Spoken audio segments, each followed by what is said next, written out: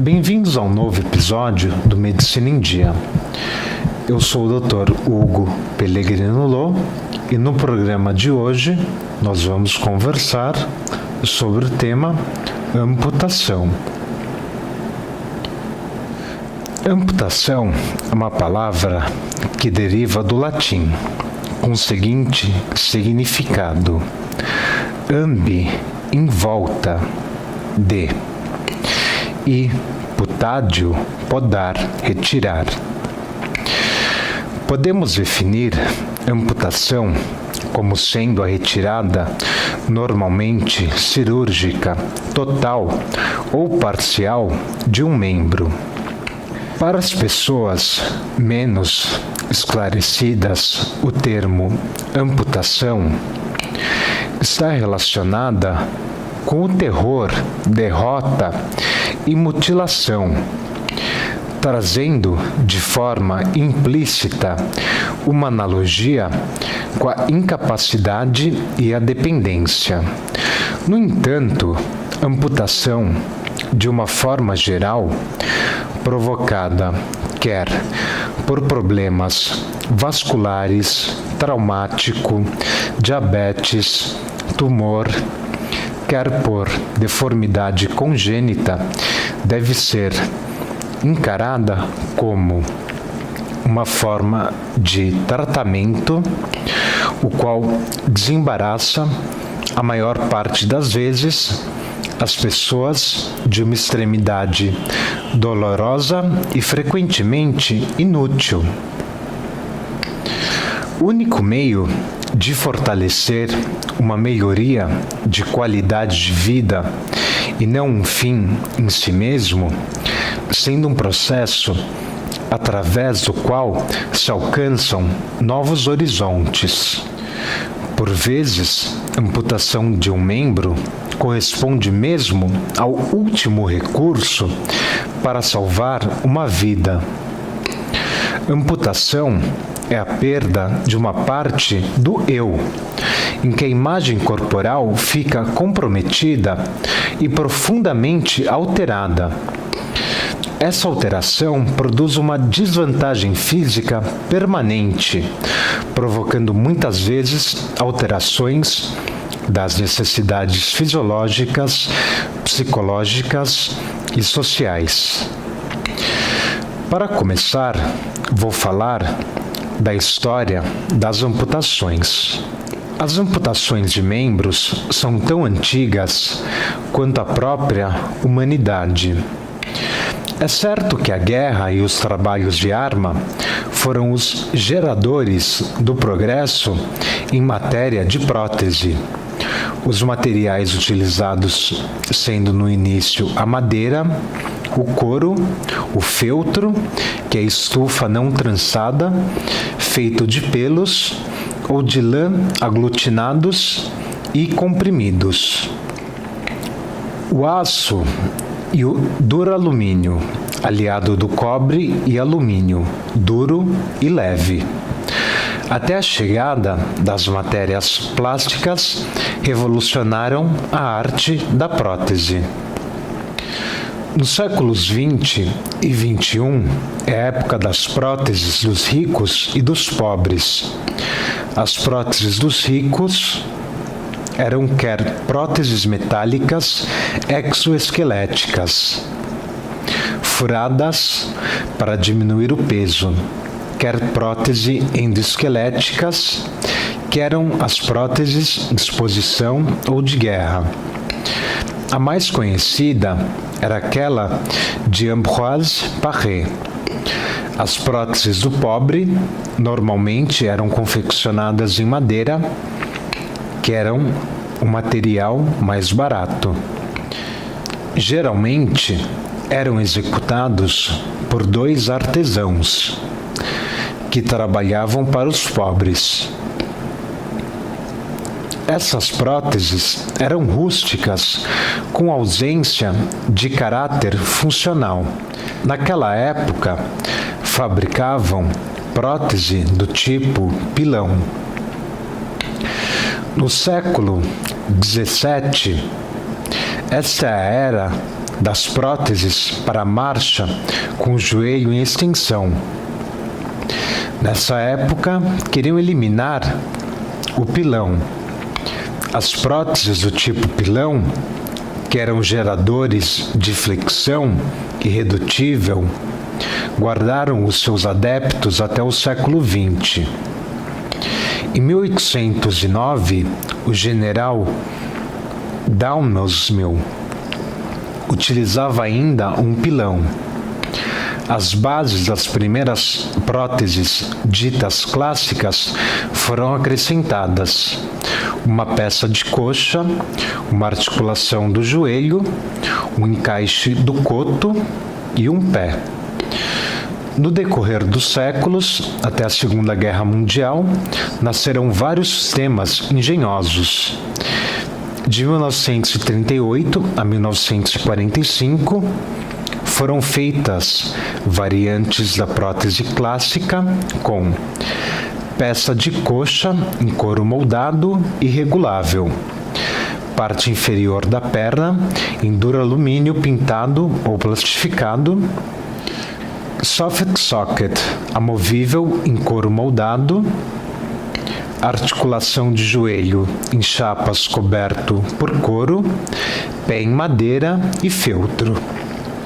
Em 1958, nos Estados Unidos, C.W. Radcliffe e J. Fort construíram a BTP, Patellar Tendon Bearing, que foi divulgada a nível mundial. Essa prótese tem um encaixe em resina poliéster. O encaixe cobre a metade inferior dos côndilos e da rótula. Um bracelete em couro reforça a suspensão. O coto é alojado num soft socket de pele de cavalo, que é introduzido no encaixe. Esse tipo de prótese não convém aos cotos curtos e não controlam a hipertensão do joelho e sua lateralidade. Kegel fez uma variante, a qual foi denominada por PTK, prótese tibial de Kegel. Nessa prótese, a cala do engate supracondiliano é incorporada no encaixe macio, soft socket. Atualmente, já existem próteses para membros superiores que usam impulsos colhidos do próprio paciente, ampliados por circuitos eletrônicos especiais para movimentar dedos e punhos, criando um órgão de pressão quase perfeito. Também temos a mais recente prótese para membro superior, que é confeccionado por materiais biônicos. Agora vou falar sobre os tipos de próteses.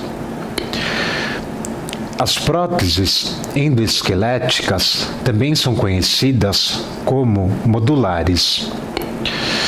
A conexão entre o encaixe e o pé é feito por intermédio de tubos e componentes modulares. O acabamento final é feito com espuma e meia cosmética, conforme a medida do membro contralateral à amputação. O revestimento estético pode ser substituído por encaixes coloridos que são bastante utilizados pelos jovens. Essas próteses podem ser utilizadas para todos os níveis de amputação, com exceção das amputações parciais de pé e de tornozelo. Os joelhos modulares encontram-se em grande número no mercado, com modelos que variam desde os monocêntricos com travas até os policêntricos com unidades hidráulicas e pneumáticas. Normalmente, eles são fabricados em aço, titânio e alumínio.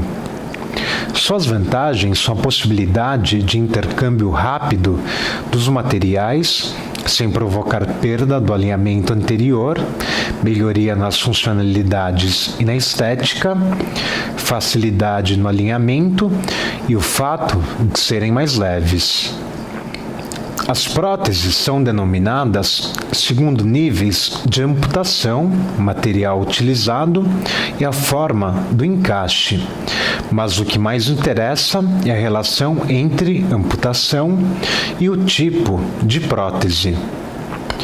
Agora vou falar dos componentes das próteses do membro inferior. Geralmente as próteses são constituídas por femoral, o encaixe, uma articulação do joelho, um segmento da perna, um segmento do tornozelo e um pé. Tibial, o encaixe rígido, um soft socket, um segmento tornozelo e um pé. Encaixe é o principal componente da prótese. Independente do nível da amputação, ele é o elo entre o coto e a prótese e tem algumas funções. Englobar o volume do coto sem inibir a circulação sanguínea. Fixar a prótese ao coto do paciente, transmitir forças e controlar movimentos. Para cada nível de amputação, encontramos diferentes tipos de encaixe. Joelhos. Os joelhos têm como função proporcionar estabilidade na fase de apoio e controle na fase de balanço durante a marcha. Esses controles podem ser feitos através de ajustes mecânicos ou por microprocessadores. Os joelhos são encontrados em modelos convencionais e modulares. Os modulares adaptam-se para todos os níveis da amputação acima do joelho. Atualmente encontramos diferentes tipos de joelhos no mercado.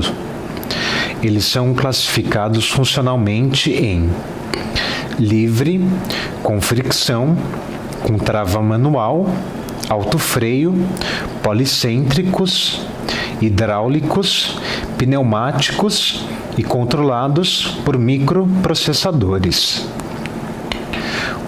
Os de trava manual têm como vantagem serem muito seguros, simples, terem um custo baixo e peso.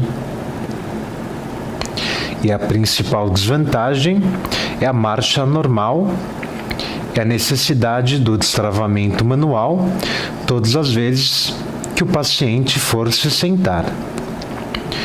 O joelho livre. Sua principal vantagem é a pouca manutenção, simplicidade, peso e custo. A desvantagem é a instabilidade do sistema e o choque mecânico no final da extensão. Necessita muita força muscular, não apresentando nenhum controle de flexão e extensão. Os joelhos de fricção têm como suas vantagens a simplicidade, o baixo peso, o baixo custo e pouca manutenção. Já suas desvantagens são terem sistemas pouco estáveis, reduzindo a velocidade da marcha. Agora vou falar dos joelhos com alto freio. As suas vantagens são boa segurança, podem ser utilizados em pacientes inseguros que não apresentam bom controle muscular, possibilidade de aumentar ou reduzir a velocidade da marcha. Já sua principal desvantagem é a necessidade da retirada total do peso para realizar a flexão do joelho na fase do impulso, alterando a dinâmica da marcha fisiológica. Vou falar agora dos joelhos policêntricos.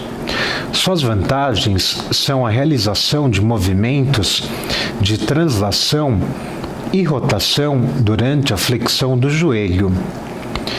redução dos riscos de toque, do antepé e da queda durante a marcha. Ótimo resultado cosmético, grande estabilidade e segurança. As suas desvantagens são o fato de serem pesados e apresentarem custos mais elevados.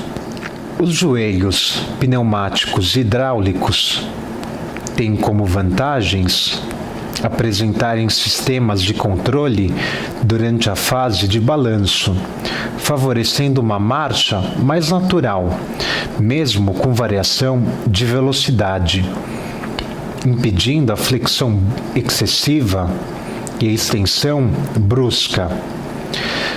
As suas desvantagens são o alto custo e muita manutenção.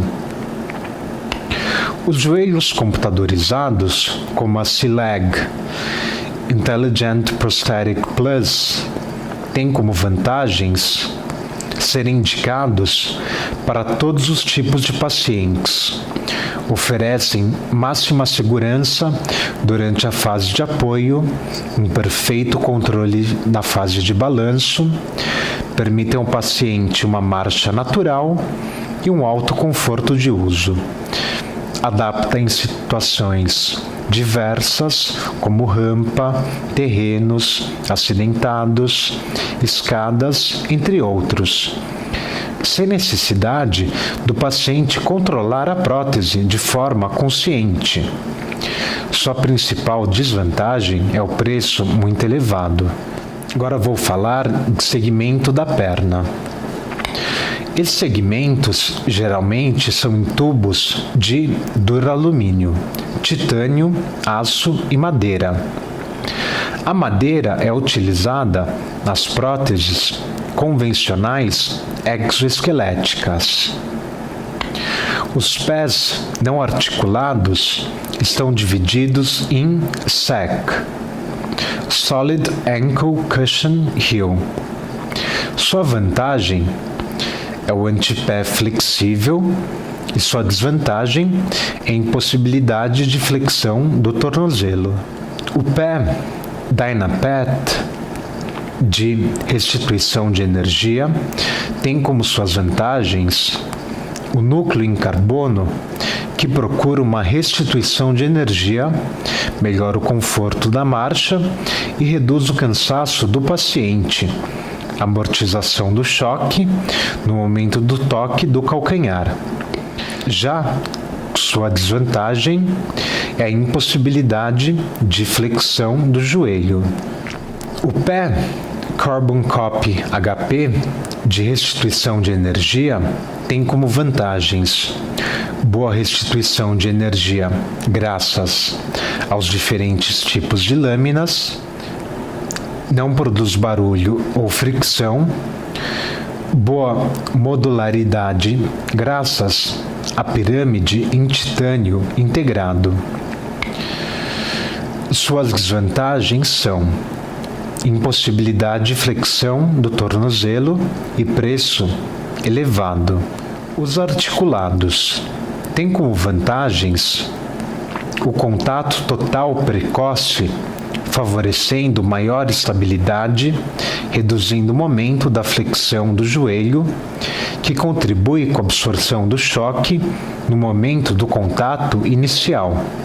As próteses multiaxiais, ou seja, com múltiplos eixos, como a Greisinger da Autobock e a Multiflex da Endolite, têm como suas vantagens permitir movimentos nos planos frontal, inversão e eversão, no plano sagital, flexão plantar e dorsiflexão, e transversal, movimentos de rotação, e se adaptam às irregularidades dos terrenos, embora os movimentos nos planos transversais não sejam fisiológicos. Eles acabam reduzindo movimentos no coto durante a fase de apoio. Suas desvantagens são o aumento do peso da prótese, maior instabilidade e a necessidade de muita manutenção. Agora eu vou falar da função das próteses. De acordo com as funcionalidades, podemos classificar as próteses de estéticas e funcionais. As próteses estéticas servem para melhorar o aspecto físico do paciente. Essas próteses são normalmente as do membro superior. As funcionais devem permitir aos pacientes realizarem as atividades do dia a dia, deambulação, preensão, entre outras. Agora vou falar de duas histórias reais de pessoas que sofreram amputações traumáticas e superaram as mesmas. A primeira é sobre a Amy Purdy, que é americana e foi diagnosticada aos 19 anos com uma meningite bacteriana. Após sentir-se mal e procurar médicos, a ex-massagista precisou ser colocada em coma induzido. Seu coração chegou a bater 226 vezes por minuto. Ela conta que sentiu que tinha morrido, mas teve outra chance. Pouco tempo depois, teve uma necrose e precisou amputar os pés. Amy Purdy também sofreu de um quadro de insuficiência renal crônica e seu pai teve que doar um rim para ela. A Amy ficou deprimida, mas 2 meses e meio depois decidiu voltar a praticar esportes e conheceu o snowboard. 17 anos depois, ela tem em casa 2 ouros na Copa do Mundo para snowboard e bronze nos Jogos Paralímpicos de Sochi, na Rússia, em 2014. Ela também foi finalista do Dancing with the Stars, a dança dos famosos americanas, superando outros participantes sem nenhuma deficiência. E também participou da abertura dos Jogos Paralímpicos do Rio de Janeiro, que aconteceu no ano de 2016. A segunda história de superação que vou contar é da Adrienne Hasland, que é uma dançarina. Ela é uma sobrevivente dos ataques terroristas de Boston, Massachusetts. Durante o bombardeio, ela perdeu a perna. Antes dos ataques terroristas, ela era bailarina de salão. Depois do que aconteceu, ela ficou muito triste e acreditava que nunca mais poderia dançar. Desde os ataques, ela tem inspirado muitos, se recuperando e fazendo o melhor para ajudar os outros. 2 anos após os ataques, em 19 de abril de 2016, ela correu a Maratona de Boston para mostrar que ela se recuperou e que Boston voltou ainda mais forte do que antes dos ataques. Inclusive, dançou na linha de chegada da competição. Ou seja, o processo de amputação de um membro não é algo simples, porém, pode ser uma superação. Muito obrigado por assistir ao programa de hoje. Eu sou o Dr. Hugo Pellegrino Lô. Para mais informações, peço que se comuniquem comigo através do meu e-mail hugo.loh@gmail.com. Até o próximo programa.